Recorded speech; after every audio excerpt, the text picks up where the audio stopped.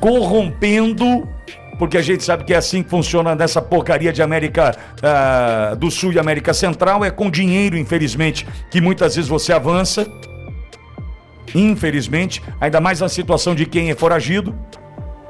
Como é que avança? Como é que chegaram lá na fronteira? Dá para imaginar? Não, é desespero. Estão fugindo de um Brasil justiceiro, da justiça, do justiçamento. Fala pessoal, sejam bem-vindos. Começando mais um vídeo recheado de informações importantíssimas. Mas antes, inscreva-se agora mesmo no canal, deixe o seu like e compartilhe esse vídeo com o máximo de pessoas. Assim você vai estar me ajudando demais. Giro na tela e notícias a seguir.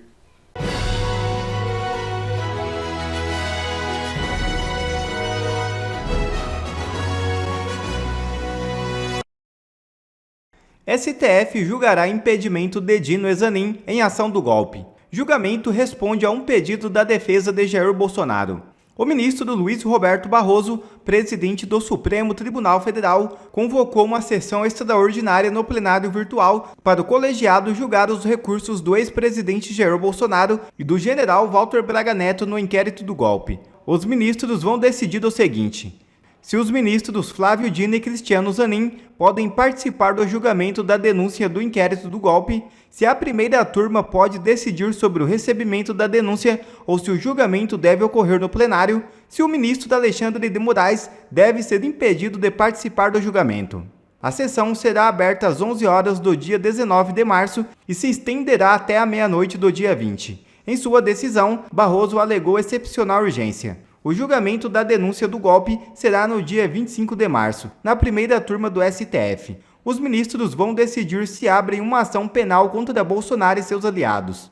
Os pedidos para barrar Flávio Dino, Cristiano Zanin e Alexandre de Moraes e para transferir o julgamento para o plenário do STF foram rejeitados por Barroso, que, como presidente do tribunal, tem a atribuição de decidir sobre os temas administrativos. As defesas recorreram e, por isso, o colegiado agora dará a palavra final. Essa é a chance para que Nunes Marques e André Mendonça mostrem um pouco de dignidade e divergem dos demais ministros, declarando seus votos pelo impedimento de Cristiano Zanin, Flávio Dino e Alexandre de Moraes. Veremos. E brasileiras foragidas do 8 de janeiro são presas ao entrar nos Estados Unidos. É isso mesmo. Ô João, balde de água gelada essa notícia aí. O que foi, meu filho? Vem do UOL. 4 mulheres que participaram dos atos do 8 de janeiro de 2023 e estão foragidas pela justiça foram detidas após tentativas de entrada ilegal nos Estados Unidos. As detenções foram confirmadas pelo governo de Donald Trump ao site UOL, que publicou uma reportagem sobre esse caso. Ao site, a Polícia de Imigração e Alfândega dos Estados Unidos informou que as foragidas estão na fila de expulsão do território norte-americano. 3 delas estão em um centro de detenção de El Paso e outra em Raymondville, ambas as cidades no Texas, estado no sul dos Estados Unidos, na fronteira com o México. Conforme o UOL, as 4 mulheres, 2 de 51 anos, uma de 38 e outra de 33, faziam parte de um grupo de bolsonaristas envolvidos no 8 de janeiro que migrou para a Argentina. Das mães, tem que pôr bolsonarista no meio, né? Sob a ameaça de pedidos de extradição ao Brasil, elas fugiram para tentar fixar a residência nos Estados Unidos. Segundo a polícia alfandegária, uma das mulheres tentou entrar nos Estados Unidos em 12 de janeiro deste ano, as outras 3 em 21 de janeiro, ou seja, um dia após a posse do presidente Donald Trump. Não foram fornecidos detalhes sobre os locais e as condições em que foram detidas. A Polícia de Imigração dos Estados Unidos disse que elas são alvo de processos chamados de expulsão acelerada, sem que haja necessidade de audiência com o juiz de imigração. O Itamaraty, o Ministério das Relações Exteriores do Brasil, por questões legais, não comenta esse tipo de caso. Vamos lá então ao nome dessas mulheres. É a Rosana Maciel Gomes, de 51 anos, morava em Goiânia. Ela foi condenada a 14 anos de prisão pelo envolvimento nos ataques em Brasília. A defesa alega que ela não danificou nenhum bem público porque ficou em estado de choque durante os ataques. A Raquel de Souza Lopes, também de 51 anos, vivia em Joinville, Santa Catarina, e foi condenada a 17 anos de prisão. Ela nega ter participado da destruição de bens públicos no 8 de janeiro. Michele Paiva Alves, de 38 anos, comerciante de Limeira, interior de São Paulo, ainda não foi julgada pelo Supremo. Ela é ré, acusada de ter financiado e organizado o deslocamento de um ônibus com 30 pessoas do interior paulista até Brasília para os ataques de 8 de janeiro. A defesa afirmou ao UOL que não há provas de que ela tenha depredado o Congresso Nacional. E a Cristiane da Silva, de Balneário Camboriú, também de Santa Catarina, tem 33 anos e trabalhava como garçonete. Ela foi condenada a 1 ano de prisão por associação criminosa e incitação ao crime. A defesa alega que ela viajou a Brasília apenas para passear e que não estava envolvida nesses casos. Olha, é lamentável. Lamentável. Bom, vamos lá. Eu tenho uma série de coisas aqui para a gente tratar, dentro do que posso. É importante a gente entender o seguinte: países firmam acordos. Cláudio, tecnicamente pode me corrigir a qualquer momento. Países firmam acordos. Esses acordos são firmados entre CNPJ para CNPJ. Né? Não é o Bolsonaro com o Trump, não, é Brasil com os Estados Unidos. Né? É Brasil com o Paraguai, é Brasil com a Argentina. Então, por que eu estou fazendo aqui essa introdução para a gente tratar dessa triste notícia? Essa notícia é muito triste. Mas é importante a gente entender o seguinte. Por exemplo, o que aconteceu com a prisão de 5 brasileiros na Argentina? O que aconteceu com aqueles que foram presos no Paraguai? O que acontece agora com estas mulheres presas nos Estados Unidos? O que estão sendo cumpridos são os acordos entre os países. Não é uma questão do Trump defender, ser contra Moraes, ser contra a censura, a favor de Bolsonaro. Esquece isso agora. Trump está olhando agora, Trump está no Iêmen, combatendo não sei o quê, está de olho no conflito Israel-Hamas. A situação, ele está de olho em uma série de questões. E os acordos firmados são cumpridos. Sabe aquele segurança do estabelecimento que olha para sua cara e fala assim, aqui você não entra porque você não tem o crachá? Ele recebeu uma ordem, só entra com o crachá. E ele está certo em cumprir a ordem. A ordem foi dada, ordem cumprida. Não, mas eu sou amigo do dono da festa. O problema é seu. Se você é amigo, você tem que ter o crachá para entrar. Se você é amigo de verdade, pede o crachá para o dono da festa. Você não é o bacana? Você não vai... Veja, essa é a situação. Nós temos hoje acordos firmados e que estão sendo cumpridos. A perseguição existe? Não tenha dúvida. Agora, a justiça brasileira emite uma ordem de prisão. Espalhe essa ordem de prisão. Essa ordem de prisão, ela está aí, mundo afora. É uma pessoa foragida do seu país. Bateu lá fora, no Paraguai, por exemplo. Existe um acordo de cooperação entre a Polícia Federal, não sei como é que se chama lá, Polícia Nacional do Paraguai, e a Polícia Federal do Brasil. Bateu lá. Opa, foragido do Brasil. Ô, Polícia Federal do Brasil, vem buscar que achamos. Não é assim, é bolsonarista, é inocente, é perseguido. Não existe isso. Porque não é o Paraguai que vai julgar isso. O Paraguai vai cumprir um acordo. A Argentina, caiu na mão de um juiz de primeira instância que é kirchnerista. Ele é canhota, ele é de esquerda. Ele vai fazer o que ele entende que tem que ser feito a partir das leis locais. Abusou, prendeu. E por que Milei ainda não conseguiu fazer nada dentro da Argentina? Porque Milei cumpre lei. Ele precisa passar pelo juiz de primeira instância. Quando chegar no juiz de segunda instância, salvo engano, o governo federal argentino, o governo argentino pode começar a agir. Mas nós não estamos acostumados com isso num Brasil que rasga a Constituição. Só que esses países cumprem acordos. Veja, quando essas pessoas decidiram deixar o Brasil, a Argentina, sabe Deus onde estavam, e rumar para os Estados Unidos, se elas estavam com ordem de prisão, mandado de prisão no Brasil, muito provavelmente elas fizeram esse trajeto de maneira terrestre. Se fizeram assim, passaram por todas as dificuldades de quem sai do Brasil, da Argentina, Paraguai, não sei onde estavam.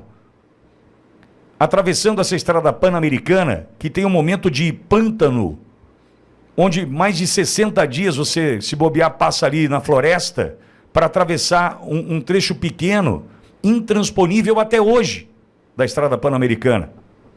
Para então passar por todas essas fronteiras, corrompendo, porque a gente sabe que é assim que funciona nessa porcaria de América do Sul e América Central, é com dinheiro, infelizmente, que muitas vezes você avança, infelizmente, ainda mais na situação de quem é foragido. Como é que avança? Como é que chegaram lá na fronteira? Dá para imaginar? Então, diante desse cenário todo, entendo eu o seguinte: não estou criticando a decisão, é desespero. Estão fugindo de um Brasil justiceiro, da justiça, do justiçamento. Elas estão fugindo disso, eu entendo. Só tem uma questão. Uma questão. Elas chegaram até a fronteira dos Estados Unidos contando com algo que não havia sido combinado com o governo americano, que é: perseguidos do 8 de janeiro terão vida fácil dentro dos Estados Unidos com relação à entrada, mesmo que seja pela fronteira terrestre, pelo México? Sim ou não? Existia essa resposta? Então, correram esse risco. E o acordo está sendo cumprido. Triste é saber que o que o João traz com relação ao que estas mulheres estão pagando, que é um preço altíssimo, passa por uma justiça que rasgou a Constituição, uma justiça que não individualizou pena. Tratamos de uma mulher aí, uma comerciante, apontada como financiadora de um ônibus. Qual é o problema de uma empresária financiar um ônibus? Se nós estivéssemos num Brasil justo. O problema é de quem usou o ônibus ou dos ocupantes do ônibus, o que eles fizeram, não de quem financiou. Mas eles tratam dessa forma nesse Brasil do justiçamento. Então, amigo, a notícia é muito triste. Entendo que faltou análise, embora é difícil pedir para quem está desesperado, analisar algo, mas vejo que deve ter faltado uma análise do ponto de vista do risco, porque chegar nos Estados Unidos sem nenhum acordo firmado entre Brasil, de Lula, de Moraes, e Estados Unidos agora de Trump, sem nada formalizado, era o risco que correram e estão presas. E vão chegar no Brasil e vão ser presas aqui. Então, como advogado, eu faço a seguinte ponderação. Primeiro eu pergunto: João, elas foram presas e estão em procedimento para ser deportadas? Isso, de urgência. Então agora, o pessoal da família dela, eles têm que urgentemente contratar advogado nos Estados Unidos, entrar com um pedido de asilo. Tem dois tipos de asilo. Ainda é possível? É possível. Tem dois tipos de pedido de asilo nos Estados Unidos: o asilo afirmativo e o asilo defensivo.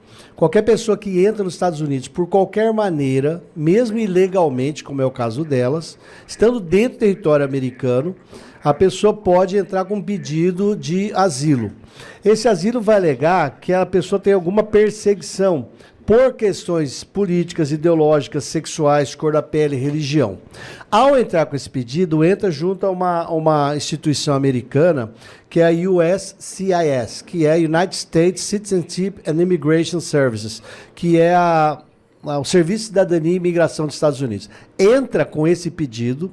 Aí, óbvio, você tem que ter assessoria correta. Tem um formulário famoso para quem é da área, que é o I-589. Esse formulário, você vai pôr a situação disso tudo perante o escritório executivo. O escritório vai receber esse protocolo. A partir desse pedido formal, usando esse formulário I-589, o governo americano tem até 365 dias para dar uma resposta. Aí, após a definição disso daí, ela vai fazer uma notificação de um atendimento que é para ser atendido lá, para conversar. E ainda haverá, até 21 dias depois que acaba o processo, aí o governo americano fala: concordo ou não concordo. Se o governo americano, nesse caso, prender a pessoa, ela vai entrar com esse mesmo pedido. Isso existe, a possibilidade legal, é legislação dos Estados Unidos da América do Norte, porque a pessoa tem o direito de expor uma situação em que ela é perseguida no seu país de origem. Aí o governo americano, ou formalmente, é acionado e formalmente analisa caso a caso. Então existe um caminho ainda, que elas contratando assessoria jurídica nos Estados Unidos, e existem entidades que fazem isso para apoiar, Deve talvez até já ter brasileiros que façam isso lá, em maneiras de entidades, para poder estar com esse pedido. É o I-589. Isso é o pedido formal de asilo político dos Estados Unidos. Existe essa possibilidade? Existe. A legislação americana tem essa situação, essa possibilidade. Então estão presas agora lá. Se ela está no processo de deportação, entra com o pedido do mesmo jeito. O que muda é que a gente chama isso de asilo defensivo. Quando você já está com o Estado americano contra você, aí você atravessa uma carta, que é esse pedido, aí o governo americano fala, deixa eu analisar se você é uma pessoa que atravessou a fronteira porque quis, você é uma pessoa que é membro do grupo criminoso, você é um perseguido político, aí individualiza o caso. O que não aconteceu, os Estados Unidos individualiza? O que não aconteceu na condenação da STF no Brasil, que é a individualização do caso, que é um princípio básico do direito no mundo, nos Estados Unidos acontece para todo mundo que pede asilo. Entendi. Então existe caminho jurídico, sim, devidamente assessorados lá nos Estados Unidos. Então tem uma saída. Existe essa saída. E é importante dizer, não é perseguição do Trump, o Trump não olhou, são acordos firmados. Bateu na imigração, foragido do seu país, imagino que esse processo tem uma velocidade, como o João colocou, uma urgência da extradição. Entendo eu. O Trump tem vários procedimentos que ele fez com ordens executivas para agilizar procedimentos. Mas se atravessou esse pedido de asilo, você muda teu status dentro dos que estão lá. Lembrando que quem entra nos Estados Unidos tem até um ano para pedir esse pedido de asilo. Todos os estrangeiros, incluindo brasileiros, que entrarem ilegalmente, e eu conheço, quando eu vou nos Estados Unidos, que os brasileiros estão lá 5, 10, 15, 20 anos ilegais. Aí vamos supor que o ilegal é pego pela polícia. E esse cara não pode entrar com esse pedido, porque está nos Estados Unidos há mais de um ano. Ele perdeu a chance de falar que ele é um asilado. Ele vai ser deportado. O cara praticou um delito, condenado nos Estados Unidos, ele vai ser deportado. Agora, quem chegou como essas mulheres, dentro desse período, tem o direito legal nos Estados Unidos de pedir asilo. Quer ver mais conteúdos como esse? Então inscreva-se agora mesmo no canal e ative o sininho das notificações. Assim você não perde mais nenhum conteúdo que é postado aqui no canal. E também já deixe o seu like para o YouTube ajudar a divulgar o nosso trabalho. Fico por aqui e que Deus abençoe a todos. Brasil acima de tudo e Deus acima de todos.